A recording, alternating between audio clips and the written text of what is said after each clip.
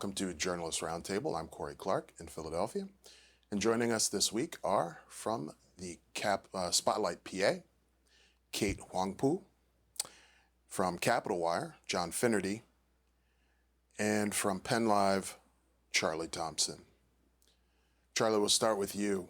We're coming off the heels of the vice presidential debate, and you got to see one of the candidates the day after. How was Tim Walz received when he came to Pennsylvania? Yeah, well, Kamala Harris's running mate, Minnesota Governor Tim Walz, kept up the steady string of presidential candidate appearances here in swing state Pennsylvania. Yesterday, he stopped by York and Reading and had a little meet and greet actually at Harrisburg International Airport as he got off the plane. And so he was doing a central PA swing. I would say that he was received well with, obviously he was talking to supporters at all these stops. I mean, it was very much a traditional campaign, tour. And of course, the interesting thing about it was for him, it was his first time out on the trail since the debate on Tuesday night. And by all accounts, I don't think that debate really moved the needle either way. Vice presidential debates rarely do.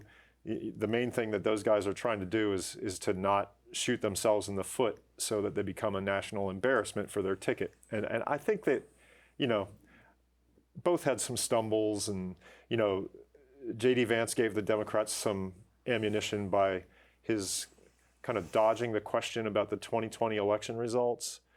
But for the most part, I think they both kind of survived the vice presidential debate. And, we're back to our regular programming now with no more debates scheduled in the presidential race, but expect to see a lot of Trump and Harris and Vance and Walz in Pennsylvania between, for the next month, because Pennsylvania remains tight as a drum in the polls. It's hard to see any daylight between the two tickets at this point. And of course, we have 19 electoral college votes to give.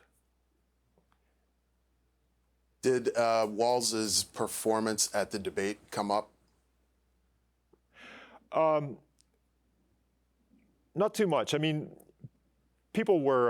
my sense of it was just, and this is more just from what I have read about the debate. Supposedly he was telling people that he was nervous about the debate, and I think maybe part of that was a calculated lowering of the bar, right? Lowering of expectations, so it'd be easier to meet them. But, I think he was perhaps maybe a little relieved. If I was looking for that emotion, maybe I could see maybe that the guy was a little relieved, and that put a little, that was behind him, and he hadn't made any drastic mistakes. And now he's on to maybe the easier part, which is holding rallies in front of your friends and supporters. But not a great deal of talk about the vice presidential debate, because, Corey, I think at the end of the day, while it is the only debate in town for the presidential tickets this month, at the end of the day, it is the vice presidential candidates, right? And, 48 hours later, that debate's going to recede in memory very quickly, because who among us really votes for the vice presidential candidate? I mean, in this race, it's all about Trump or Harris. So, I mean, the one thing... John, Go ahead, Charlie. Well, I was just going to say, the only thing that really did come up was he was pressed a little bit on his answer. News had broken in the past week about misstatements that Walz had made about whether he was truly in China when the Tiananmen Square pro-democracy demonstrations and the resulting massacre happened in Beijing. Walz had implied that he was there on several occasions, and it turns out that that's a little bit of gilding the lily. He was part of an educational exchange program that had him in Hong Kong and China in the subsequent school year So it's fair to say that he might have been impressed by, the reverberations of what that movement had meant for China at that time, but he was not in Beijing at that time. And he was pressed on that, and he ate some humble pie and said, yes, I misspoke, and I need to be more precise about these things. But, he's not the first politician that has, with Walz, it's been a little bit of a thing. I mean, there may be a little bit of a habit of burnishing his reputation. For example, he has said things about, I've walked with these weapons in war with reference to assault rifles and gun control. And it turns out that, well, he never actually went to any combat zones in Afghanistan or anything like that when he was deployed as a National Guardsman. So, I mean, that's been a little bit of a recurring issue for him. But, again, it's not... It doesn't seem to be anything that's a firing offense for Walz. He's on the ticket, and he can be second banana the rest of the way. I mean, but that was really the only thing that stuck to him from the debate. Like Vance, will continue to have to answer for the 2020 election results, and how do you really feel about that? Which he tries to say, I want to look forward, and he tries to not answer the question. But I don't think we'll be talking about the vice presidential debate anymore after this sentence. John, you wrote about the new registration of voters since the auto registration went into play here in Pennsylvania.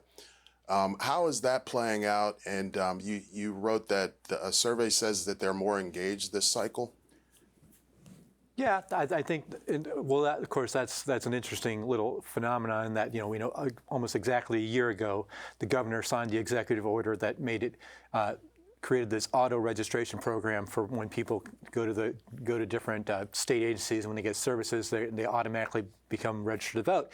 And Republicans immediately pushed back against that, suggesting that it was somehow creating this allowing people to register to vote who shouldn't, I suppose. But what the data has shown is that there really has been no great partisan advantage to the program, and that just like in all the other registration forms, what we've seen over the last year is Republicans continue to be narrowing the gap. And 4 years ago, 8 years ago, for the last decades, Democrats have had a pretty strong, overwhelming advantage in membership across the state. And despite that, Trump won in 2016, and it was a nail-biter in 2020. And this year, the polls have Harris ahead, but the gap there is so close. It's much closer than it had been, 4 years ago, 8 years ago, and in any of the previous elections. So it's going to be very interesting to see. There's a lot of conversation about young voters and women being extremely engaged. How does that show up at the polls? Is that going to matter? But the fundamental question is, you have all these Republican voters have been maybe quiet. Maybe we don't know. We know traditionally that Republicans show up at the polls, and it's just going to be very fascinating to see whether or not this notion of engagement on the Democrat side, in terms of some of these issues like abortion and gun control and some of these other things that are going to motivate women and young voters, and how that balances against what clearly is a it's a different sort of surge of Republican enthusiasm in some fashion. Right. These young voters may be more engaged, but they're notoriously don't show up to the polls, right? So, and the other issue with that, does it look like they'll actually go to the polls? Yes. Well, that's the question to be seen. And I guess the other issue is, you can't necessarily make it a binary choice anymore, where we're all used to saying, there's this many Democrats and there's this many Republicans, and what we see is that increasingly young people, when they sign up, they say, well, I don't want to be either. I'm who I am, so they're registering as independents. And so, a lot of ways when you measure that gap and you say, okay, there's this many Democrats and this many Republicans, you have to say, well, there's also 1.3 million people who are neither, and what are they then? And I think I think there's a lot of expectation that those young voters who are registered as independents are probably going to swing towards Harris. I would imagine, and I think that's probably where most of the polls are showing. But we'll see. Like you say, we don't know if they're going to vote or not.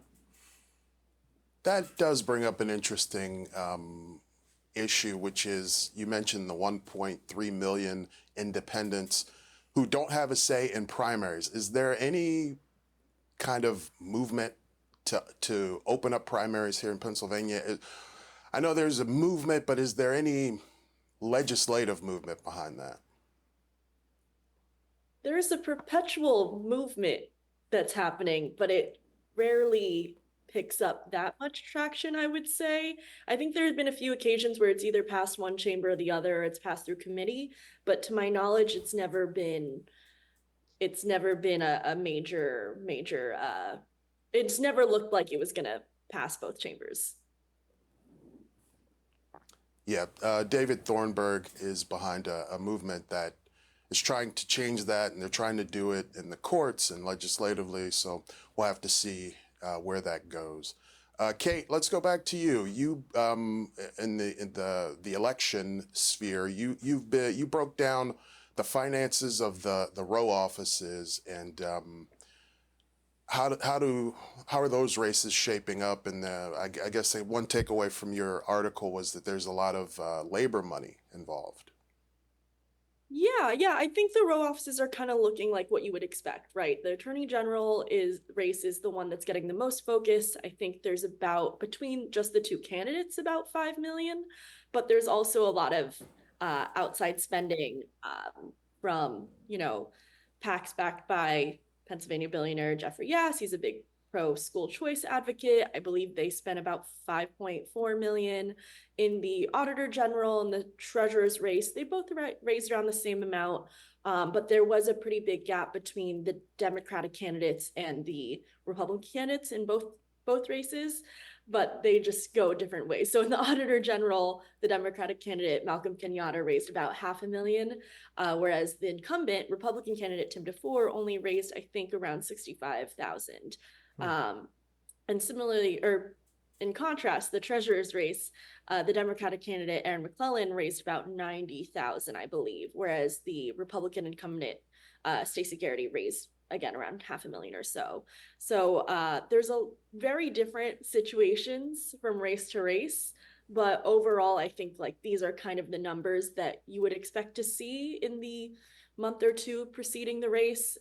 This month, there's going to be a lot of money flowing into advertising, getting names out there, and it's sort of par for the course. You wrote that Tim DeFore, who's the incumbent Auditor General, that he got some late money in his last campaign. Is that likely to happen this time? Because there's quite a disparity there between him and Malcolm Kenyatta. Yeah, I think the expectation around this race, especially the row offices, low information races, is that October rather is going to be a big month for spending. I think most races that's the case, but a lot of the times you see a big infusion of money in the last months. That way people just are sort of inundated and at least know the names of the candidates that they're going to be voting for in the fall. Because again, it's kind of hard to compare the amount of money that's going to row office races with, say, the presidential, the U.S. Senate. I think the U.S. Senate, something like 18 million was one of the candidates and like 30 million was the other. So it's pretty hard to fight that for airspace. But I know in the last month before, the November voting day, there's going to be a lot more money flowing in, even these races. Have any of you, just anecdotally, seen any of these row office ads on TV where Pennsylvania is being inundated with presidential, but I think for maybe every 10 presidentials, there's an occasional attorney general, but that's all I've seen. What about you guys? Yeah, I mean, I see an occasional Attorney General advertisement, perhaps because I'm based in South Central PA, which is the home base for Dave Sunday, the York County District Attorney, who is the Republican candidate. I mean, that's the one that I recall seeing is a Dave Sunday ad that kind of runs somewhat regularly on local newscasts and that sort of thing.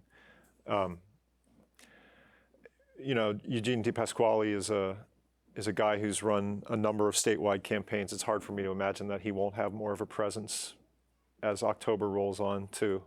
I haven't seen any ads for Auditor General or Treasurer yet, though. And I think a thing to remember is that, you know, the law that gave us mail-in voting also limited straight party voting. And that's why in 2020 we had this interesting situation where Tim DeFore and Stacey Garrity won as Republicans in those row offices when traditionally that had been a harder row, because particularly in a presidential year when you're running in a presidential race and there's that voter interest, but people aren't that engaged in those lower ticket races so much. I think that straight party voting helped Democrats a lot, and we saw that play out in 2020 where the Republicans picked those those offices up. Now the question is then, how does that play out again this year? You know, are those incumbent Republicans going to be able to hold on to those seats? Like you said, the Attorney General then being the exception where that's an open race, because obviously it's the former Attorney Generals are governor now. But, you know, very familiar name in Eugene DePasquale as a Democrat, and I think David Sunday is a very strong Republican candidate. Yeah, you're talking about people making it easier for people to ticket split, or actually, I guess, making it harder for people to just vote a straight party line. How does something like that come into play in the Senate race? Well, you know, I don't know. I mean, you know, people have always had the opportunity to split their tickets. The thing that was taken away was the opportunity to just do a one vote casts my ballot for all members of the Democratic or Republican Party. So it is a little, you can still vote straight party, you just have to do it race by race by race. So that option is still there, but there is a little dichotomy between the Senate race and the presidential race. I mean, I was just looking at the latest polling averages, and where Trump and Harris are literally tied according to the averages of the polls in Pennsylvania right now. All through the summer and the early fall, the polling has shown Casey with a small lead over David McCormick, the Republican candidate, Casey being the incumbent Democratic senator. And I've talked to some people about why that is. Why would Casey have sort of like this inherent 4 or 5 percentage point bump over the national ticket? And the best I can describe, the best explanation that I get from that is just that, you know, if there's anything like a political dynasty in Pennsylvania, like the Kennedys in Massachusetts, or, you know, I mean, the Caseys might be that in Pennsylvania, because we had Bob Casey, who was the governor in the 1980s and 90s, and then son Bob, who has the same name with a junior, and you know, has served in elected offices for going on 30 years now on a statewide level, and people have a, you know, people tend to have a fond memory of old Governor Casey, whether or not they really probably liked his policies at the time.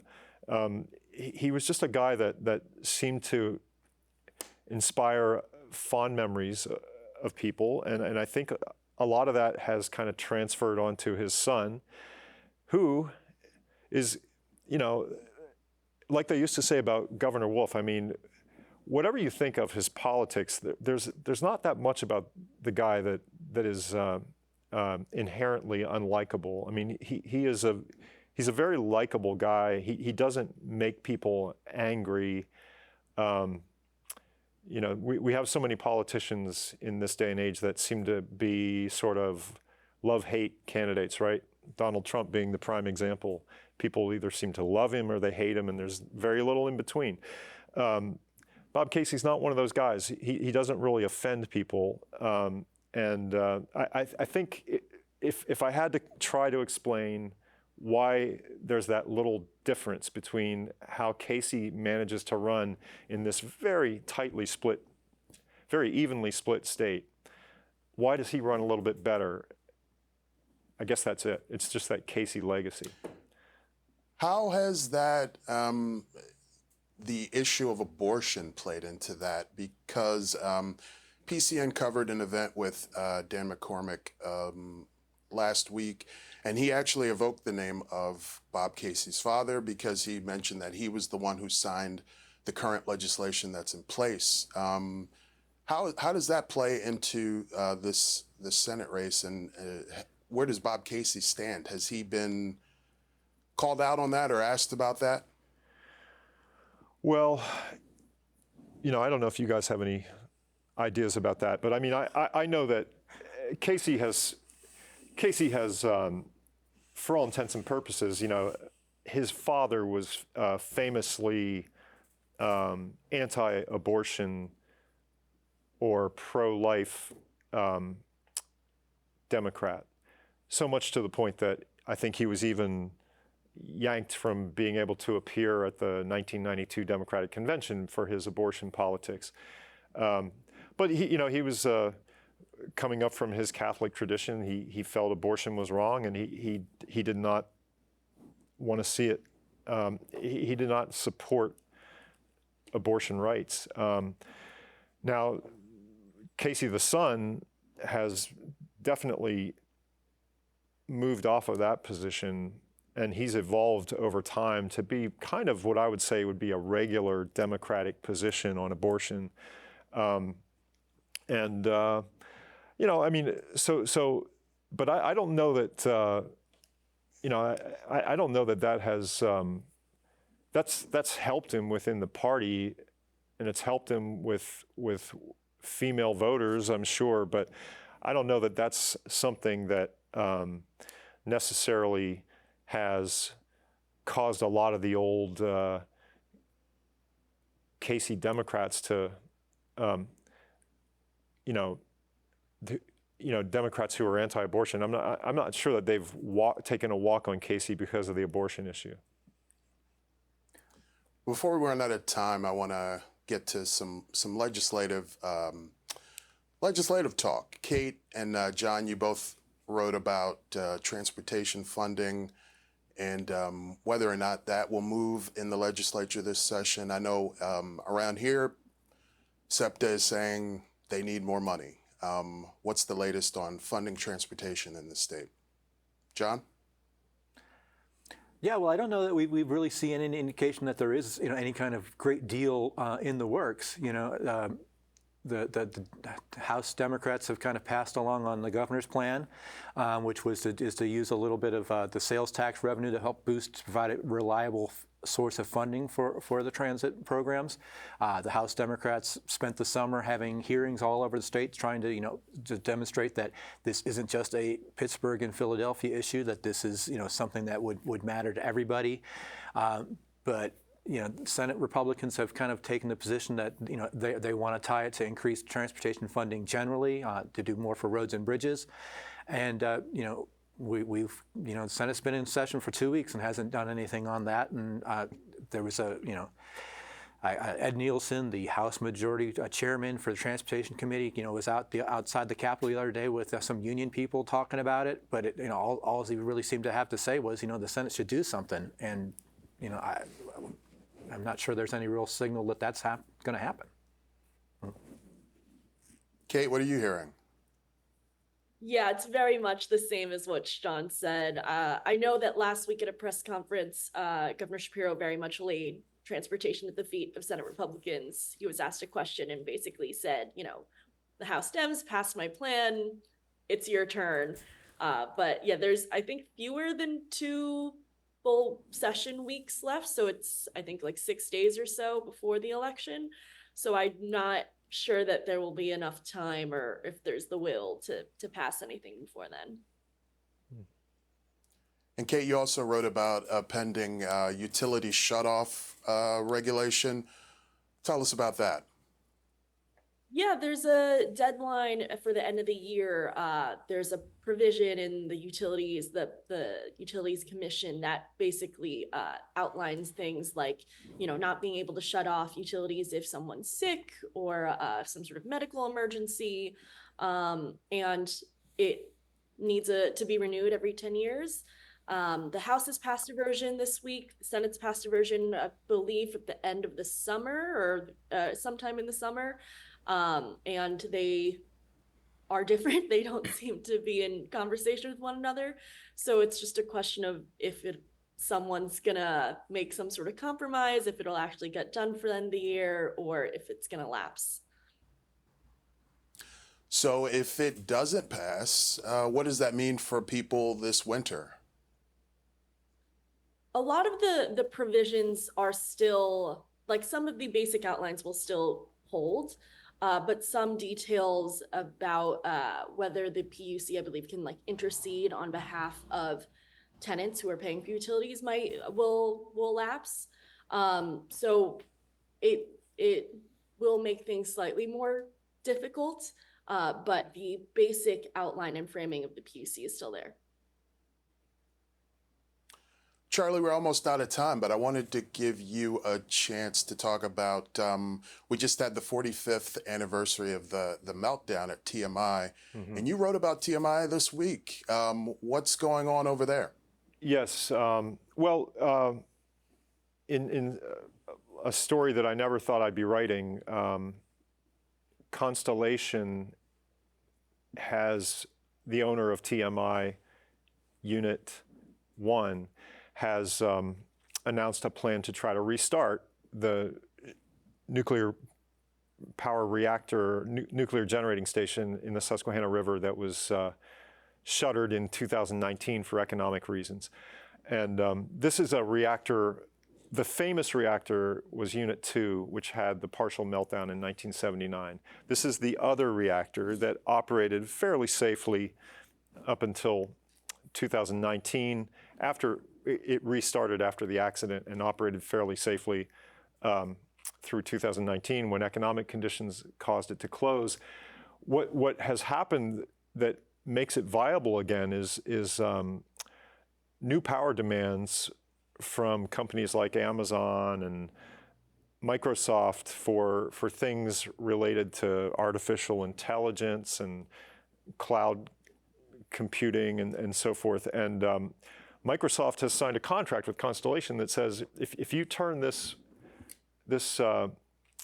nuclear generating station back on and we get 830 megawatts of power from it, we'll buy it.